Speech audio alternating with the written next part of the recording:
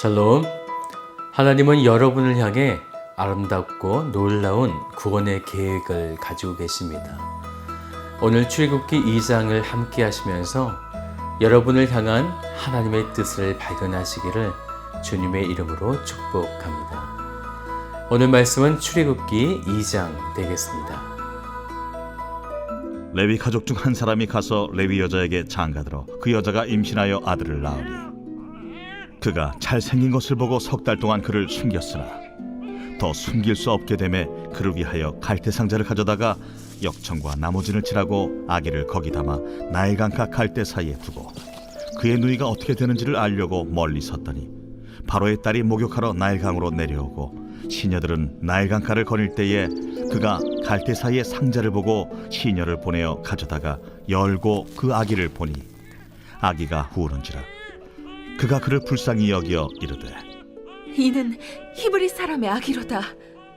그의 누이가 바로의 딸에게 이르되 내가 가서 당신을 위하여 히브리 여인 중에서 유모를 불러다가 이 아기에게 젖을 먹이게 하리이까? 바로의 딸이 그에게 이르되 가라. 그 소녀가 가서 그 아기의 어머니를 불러오니 바로의 딸이 그에게 이르되 이 아기를 데려다가 나를 위하여 젖을 먹이라. 내가 그 삭슬 주리라.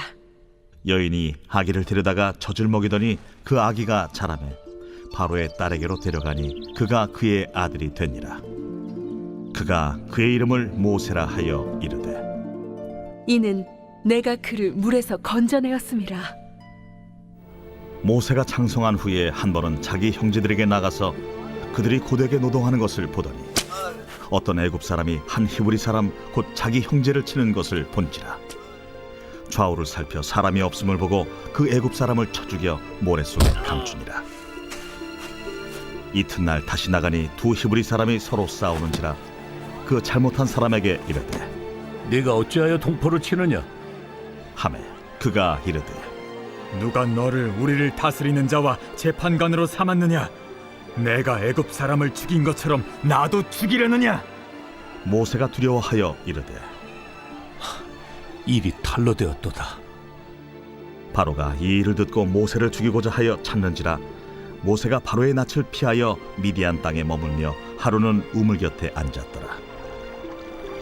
미디안 제사장에게 7달이 있었더니 그들이 와서 물을 길어 구유에 채우고 그들의 아버지의 양떼에게 먹이려 하는데 목자들이 와서 그들을 쫓는지라. 모세가 일어나 그들을 도와 그 양떼에게 먹이니라. 그들이 그들의 아버지 루엘에게 이를 때에 아버지가 이르되 너희가 오늘은 어찌하여 이같이 속히 돌아오느냐? 한 애굽 사람이 우리를 목자들의 손에서 건져내고 우리를 위하여 물을 길어 양떼에게 먹였나이다. 그 사람이 어디에 있느냐? 너희가 어찌하여 그 사람을 버려두고 왔느냐? 그를 청하여 음식을 대접하라. 모세가 그와 동거하기를 기뻐하며 그가 그의 딸 십보라를 모세에게 주었더니 그가 아들을 낳음에 모세가 그의 이름을 게르솜이라 하여 이르되 내가 타국에서 나그네가 되었습니다. 여러 해 후에 애굽 왕은 죽었고 이스라엘 자손은 고된 노동으로 말미암아 탄식하며 부르짖으니 그 고된 노동으로 말미암아 부르짖는 소리가 하나님께 상달된지라.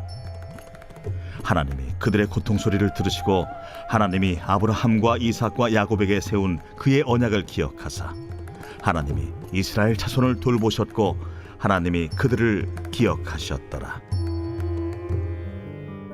출애굽기 2장의 말씀은 모세의 이야기인데요. 짧게만 보이는 2장에서는 그가 태어나고 장성에 가는 약 80년의 세월이 담겨져 있습니다. 이스라엘 백성들이 애굽에서 노역한 지 이제 430년이라는 긴 시간이 흐르게 되고 점점 이스라엘 백성들은 그들의 노예 생활로 지쳐가고 있었습니다. 그래서 그들은 하나님이 아브라함과 맺으신 그 언약을 기억해서 하나님께 자신을 돌보아 줄 것을 기대하며 부르짖게 됩니다. 그래서 먼저 24절의 말씀을 보면 하나님이 그들의 고통 소리를 들으시고 하나님이 아브라함과 이삭과 야곱에게 세운 그의 언약을 기억하사. 그래서 하나님은 이제 그들을 출애굽해서 데려오실 거대한 프로젝트를 시작하시게 됩니다. 그런데요, 참 신기한 것은 이스라엘 백성들이 하나님의 약속대로 그들이 그곳에서 430년간 번성하고 생육해서 성인 장정만 60만 명, 전체 200만 명이 넘는 그 사람들을 데려오기 위해 펼치신 하나님의 방법은요, 딱 모세 한 명을 준비하고 계셨다는 것입니다. 우리의 생각과 완전히 다르죠. 우리의 생각은 하늘의 수천의 수만의 천사들을 대동하고 이 땅에서는 하나님의 엄청난 군대를 일으키시고 칼과 마병과 화살을 준비해서 그들을 구출할 계획을 세우실 것 같아 보이지만 하나님은 그저 모세 한 명을 통해 이 엄청난 프로젝트를 시작하셨다라는 것입니다. 철저하게 구속의 사건은 하나님께 있음을 보여주고 있는 것이죠. 그래서 먼저 오늘 말씀 2장 1절부터 10절까지는 모세가 어떻게 태어났는지를 말씀하고 있어요. 1절을 보니까요, 레위 가족 중에 한 사람이 가서 레위 여자에게 장가들어 그렇게 해서 모세를 낳게 되죠. 하지만 당시에 바로의 법은요, 남자아이가 태어나면 무조건 나일강에 버려서 죽여야 했기 때문에 2절의 말씀을 보니까 그가 잘생긴 것을 보고 석 달 동안 그를 숨겼으나, 이 말씀을 보면 좀 이상한 점이 있죠. 잘생겨서 숨겼다. 그럼 못생기면 안 숨겼다라는 것일까요? 그러면 저같이 못생긴 사람은 그냥 죽으라는 말씀일까요? 잘생겼다라고 하는 히브리어는요, 토브라고 하는데요, 존귀하다, 보배롭다 라는 뜻을 가지고 있습니다. 이것은 눈으로 보기에 그렇다기보다는요, 영적으로 깨닫다라고 하는 의미가 있습니다. 가족들은 그의 얼굴을 보고 그가 하나님의 어떠한 일들을 감당해야 하는 존귀한 자로 깨달았다라는 것을 의미하는 것입니다. 이제 그의 가족들은 석 달 동안 숨겼지만 더 이상 숨길 수가 없어서 3절의 말씀을 보면 그를 위하여 갈대 상자를 만들고 그 갈대 상자에 그를 태우고 나일 강가에 띄우게 되죠. 그런데 여기에 갈대 상자는요, 히브리어로 테바라고 하는데요, 이 단어가 아주 중요합니다. 이 단어는 이전에 한 번만 사용된 적이 있었는데요, 그래서 성경에서는 딱 2번만 사용되어진 단어입니다. 이 단어의 뜻은 바로 노아의 방주와 똑같은 의미예요. 방주는 생명을 구원할 방주가 되어진 거죠. 나일강에 떠다니는 이 갈대 상자는 바로의 딸에게 발견되고 6절에 보면 열고 그의 아기를 보니 아기가 우는지라 그가 그를 불쌍히 여겨. 하나님이 바로의 딸의 마음을 만지신 거죠.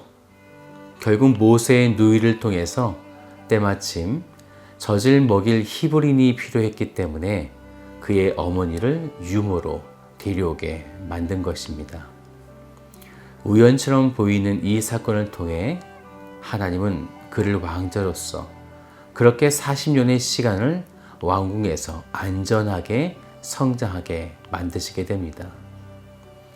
하지만 아직 모세를 향하신 하나님의 부르심은 없었어요.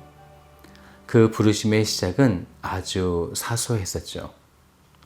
그의 인생의 2번째 서막의 시작은 40살이 될 때쯤 그는 애굽 사람들에게 고통받고 있는 히브리인들을 발견하게 됩니다.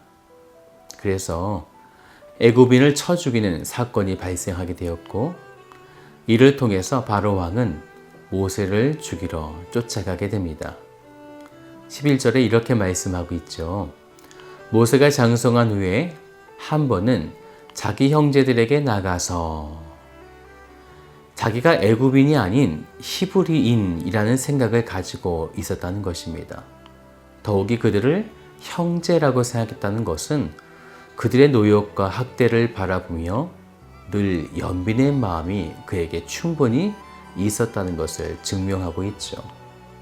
다시 말씀드리면 애굽인을 쳐 죽이는 일은 우발적으로 일어났다기보다는 말씀을 보면요, 좌우를 살펴서 사람이 없을 정도까지 확인한 그 정도의 여유를 가지고 있었다는 것입니다.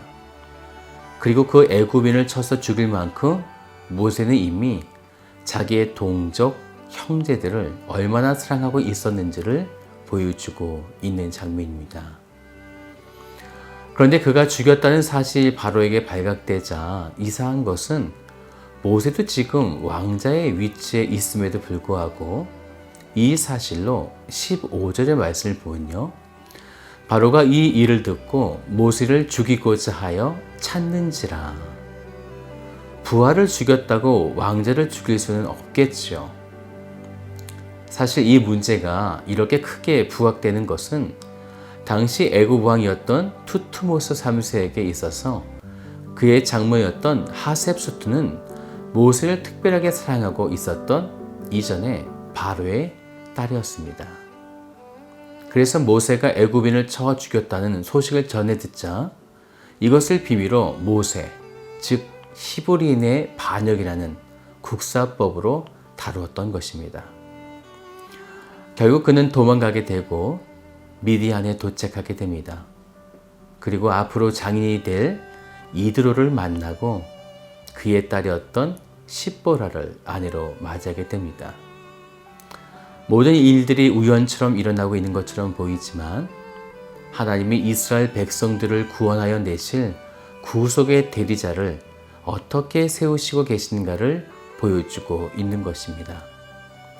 하나님에게는 우연이란 없습니다. 모든 것이 하나님의 계획입니다. 오늘 여러분의 인생 또한 이끌어 가실 하나님의 계획하심을 바라보시는 복된 성도가 되시기를 주님의 이름으로 축복드립니다. 다 같이 기도하겠습니다. 우리를 창조하시고 당신의 놀라운 계획 가운데 우리를 이끌어 가시는 살아계신 아버지 하나님, 오늘 당신의 백성이 하나님의 그 섭리와 계획하심을 바라보기를 원합니다. 오늘 우리를 이끌어 주시고 우리가 연약하여 우리의 눈으로 보여지는 많은 환경과 상황으로 인하여 낙심하지 않게 하여 주시고 오직 우리를 향하신 하나님의 계획하심이 있음을 분명하게 바라보는 복된 성도가 되도록 이끌어 주시옵소서. 오늘 하루도 그렇게 행하실 주님을 찬양하며 참 좋으신 예수 그리스도의 이름으로 기도드립니다. 아멘.